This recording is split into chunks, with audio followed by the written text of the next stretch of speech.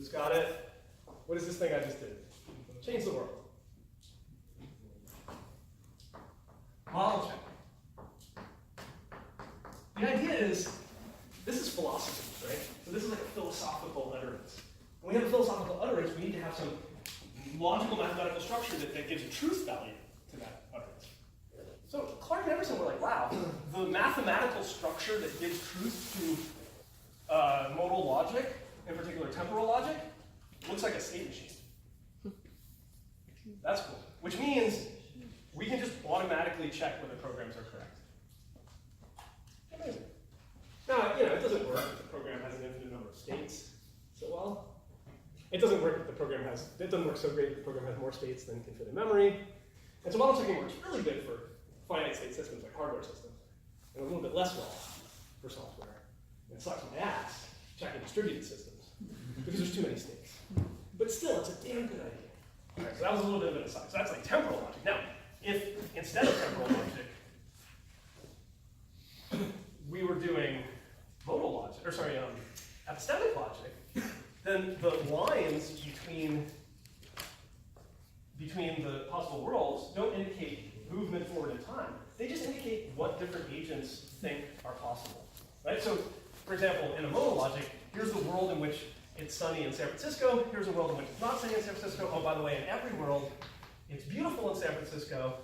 Oh, by the way, in this world, I'm a dog. I draw a line between possible worlds to indicate my belief. Peter believes that both of these worlds are true. Right? I mean, Peter believes that this world is reachable from this world. And I believe that all three of these worlds are true, so I draw lines between them. Okay? But some other agent, like you, might not, right? You might have some knowledge that I don't have. So you know it's not sunny in San Francisco, but you don't know me.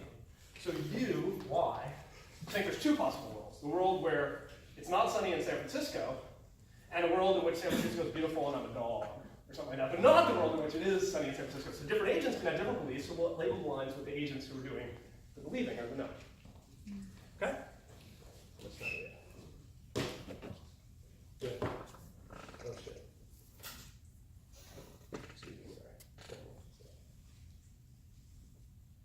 No. Where do I go from here? Okay, let's talk about the language that Halpern uses.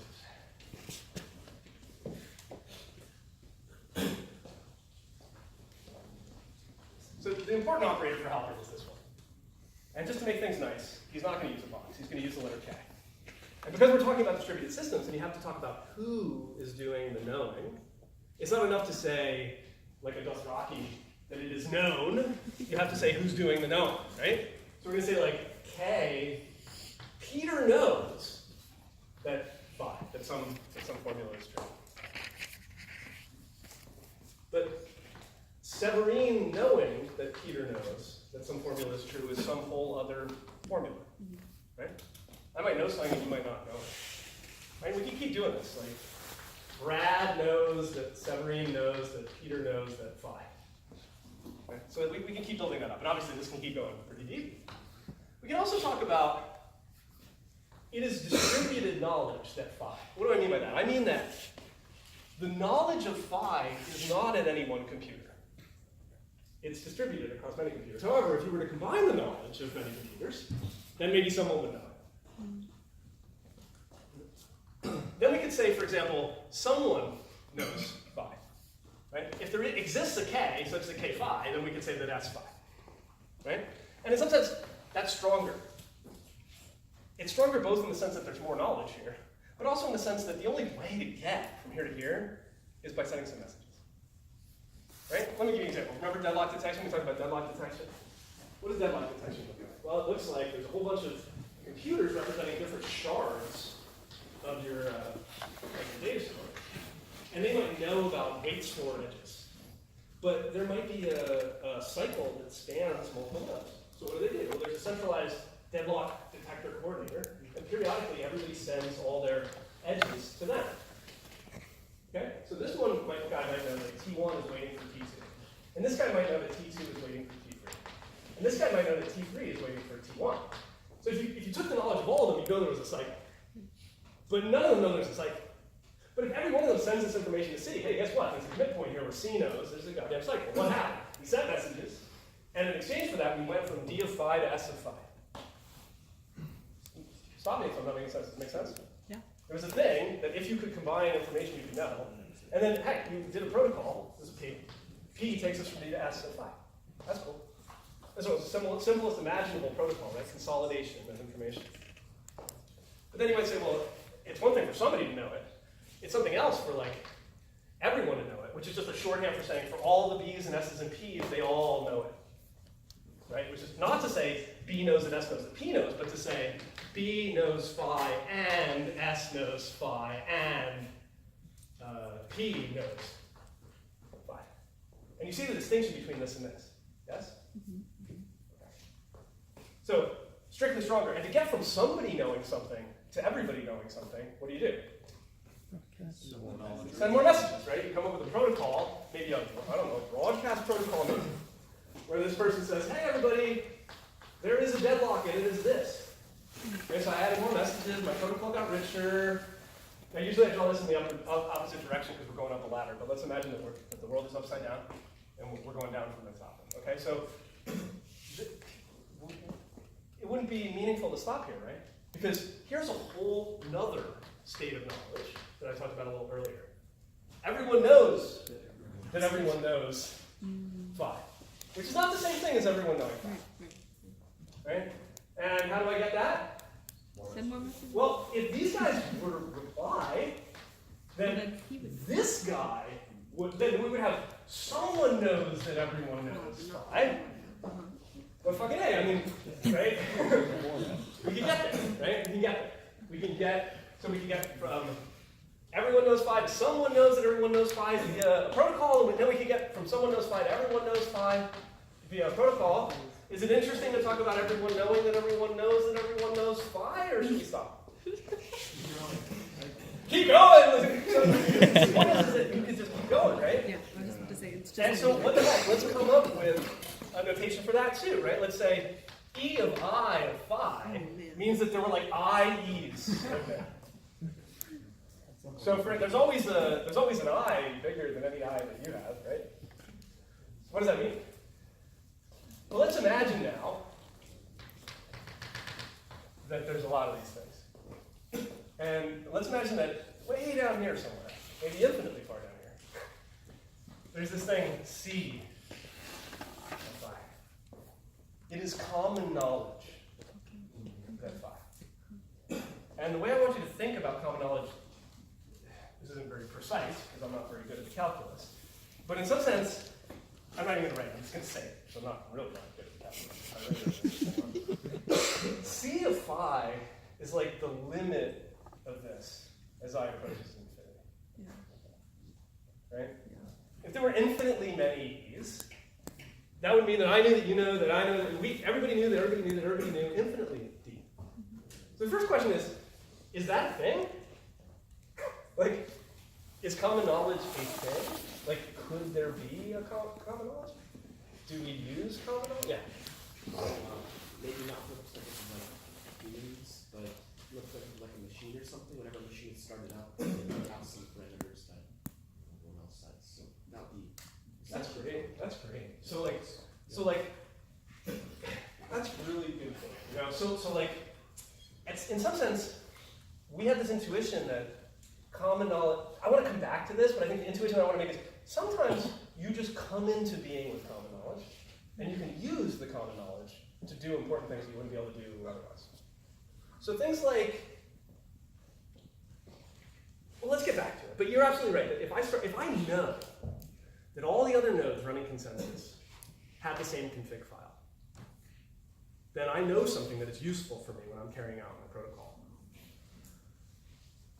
Even if there's no protocol that could tell me for sure if everyone had exactly the same config file or something like that. Sometimes you can have common knowledge. But the lesson, where I think you can intuit that I'm going, is that you can't actually get here with protocols because it's infinitely far away. You can get infinitely asymptotically close to this, right, by sending a lot of messages. You never actually get there. But then, of course, it brings up this question like, who gives a shit? Because is common knowledge a thing that you never actually do? Now, Hopper and Pearl made this really nice argument, philosophical argument in their paper, that you do need common knowledge to do a great many things. And one example they give is driving. So I wouldn't go out on the road if I didn't know the rules of the road, because I'd be afraid that I would drive into a stop sign and crash. But I also wouldn't go on the road unless I knew that everybody else knew the rules of the road. Because what good does it do if I stop at a stop sign if somebody's just going to plow into me? Right? But wait, I'm not going to go out on the road unless I know that everybody knows that I know the rules of the road, because they might drive super crazy and defensively if they thought that I was just going to go through a fucking stop sign. And well, hold on, but then I need to know that they know that I know that they know the rules of the road. And it's pretty well. So, you know, I'm not assuming that everybody follows the rules of the road, but I am making this kind of implicit assumption that there's common knowledge around the road of this social contract of driving, or I would be afraid to enter into the contract. That's kind of interesting. So sometimes, and I'm not going to get that common knowledge by asking everyone if they know that I know, and then asking them because there's infinitely many. We were just talking about that. Just sounds like the two generals problem. Well, it's interesting that you say that. So, I want to put up the things that, okay, so, bootstrapped common knowledge. Thank you for that one. Okay. And then, what did you say? Oh, two generals. So can you expand on that a little bit? So, like, what is it about two generals that feels like it? It just reminded us that, you know, when you were just, you know, playing along with people's ideas on how to get that message across and when to attack, it would just turn into this. And because of uncertainty over the network, there is no way that you could guarantee two separate machines can ever both know that they got the information. You're absolutely right. Yeah. So the seminal result of Halpern's work is the following. And it's the last impossibility result that we're going to study in this class. Bittersweet, I think.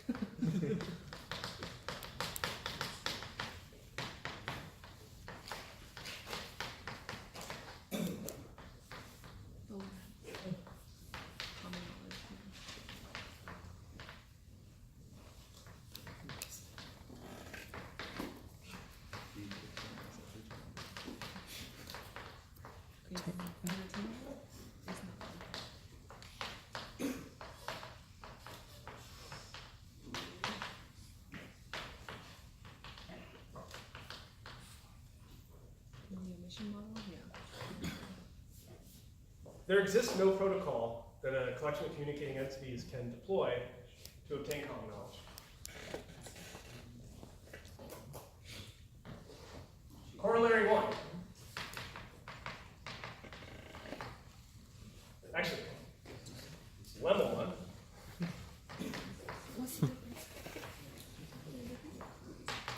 Two generals require common knowledge to attack. Corollary one. Two generals are impossible due to theorem one. Right? So that's really cool. Is that Halpern and Pearl took the most famous piece of distributed systems folklore, this fearsome impossibility result that tells you you can't really do anything, and showed that it's really just a special case of a more fundamental law of the universe, which is that no amount of talking, if some of the messages can be lost, is going to get us to a place in which we have common knowledge. That's pretty amazing, right? Yeah. You know what else is amazing?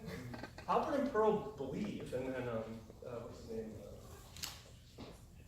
Hazardakos, I can never pronounce his name. Their cohort of people from IBM Alden believe that every impossibility result in distributed systems is a corollary to this. This is the only one that's been proven. No.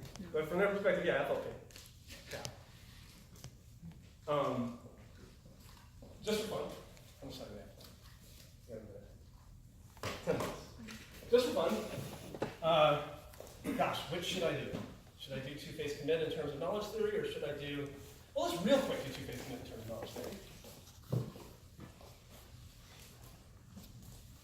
Right? So the point is, protocols take you up this ladder. Sometimes one step at a time, sometimes multiple steps at a time. Protocols help you think about how much you have to pay to get to a particular place on this ladder. Right? So knowledge theory gives you a way to think about how you can crab up one ladder and reason about what you're doing on the other. That's kind of the big takeaway from this.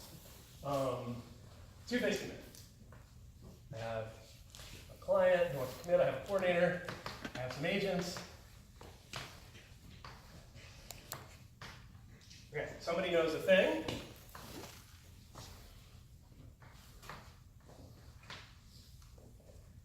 Everybody knows a thing. So when we get to here, we say that everybody knows that phi, that somebody wants to commit a transaction, for example. Now we have that somebody, C knows that everybody knows that phi. Right? Everybody knows that everybody knows that phi. C knows that everybody knows that everybody knows that phi. So what's really nice about this, and you can do this with Paxos too, it's trickier with Paxos. Why is it trickier with Paxos?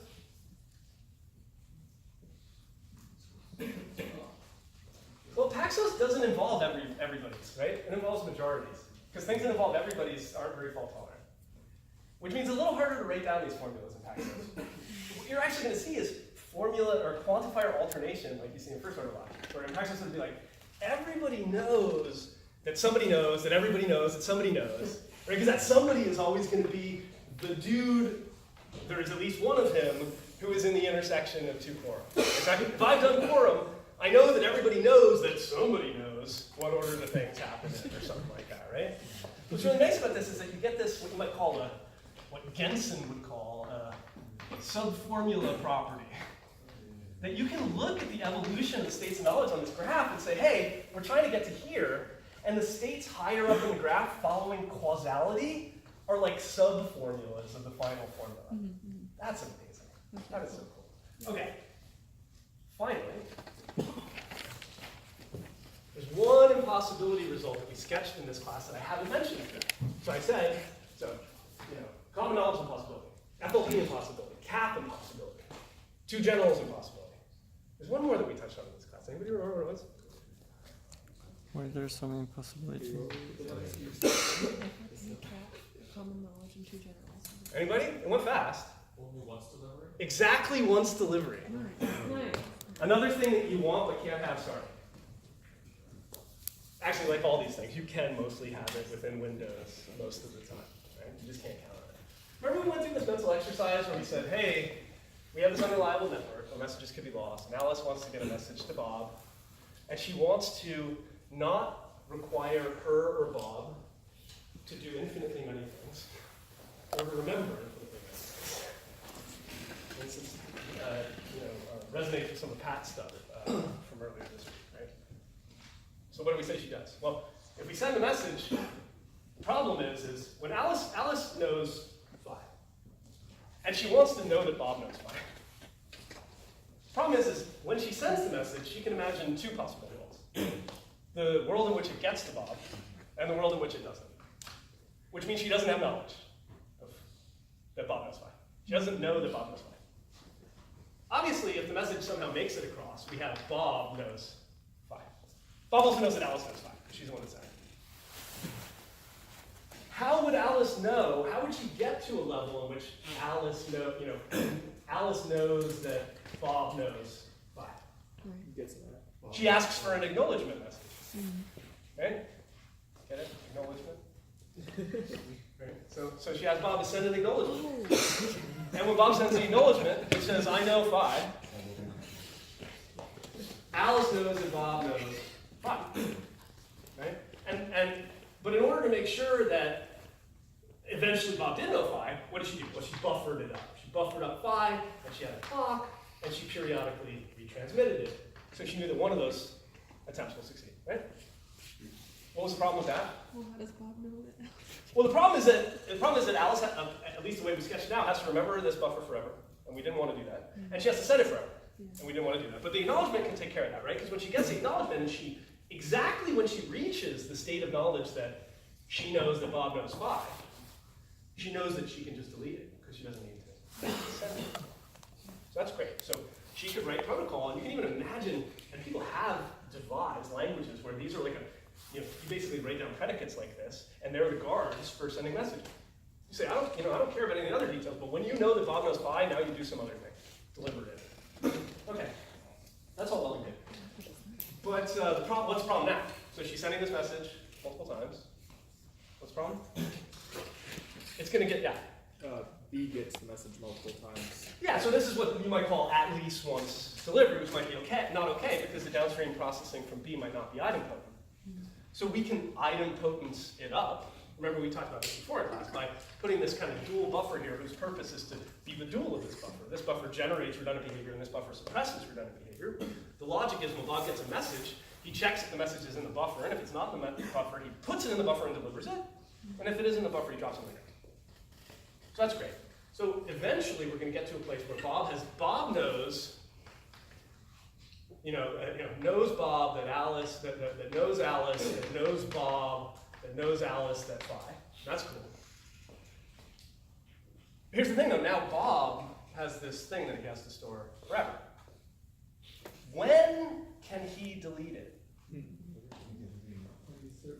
Well, exactly when he knows that Alice knows this thing. When Alice knows that Bob knows that Alice knows that Bob knows that Alice knows that 5, there's no way that Alice will send another message. Because we know that when she's at that level of knowledge, she doesn't send messages. Okay? So how do we know that Alice is at that level? Well, we ask her to send an acknowledgement.